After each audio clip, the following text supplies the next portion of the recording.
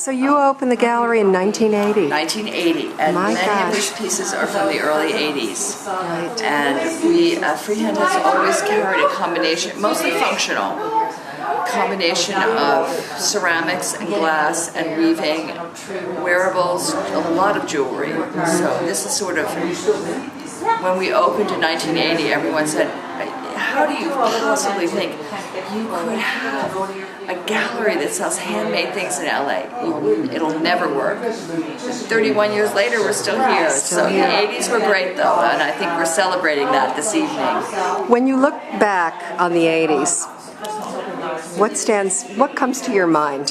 How would you characterize that decade in crafts? So exciting, especially in California, because there was never a limit.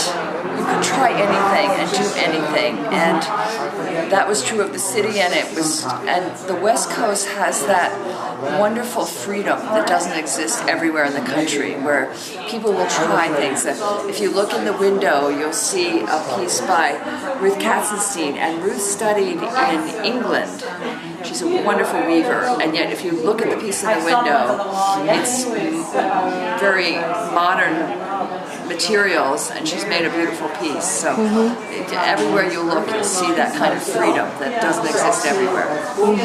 And that was sort of, I think, the apex of the excitement for the craft world. And we know it's changing now. We don't know quite where it's going, but we hope it's going to be as exciting as it was then, and I think it will be. I do.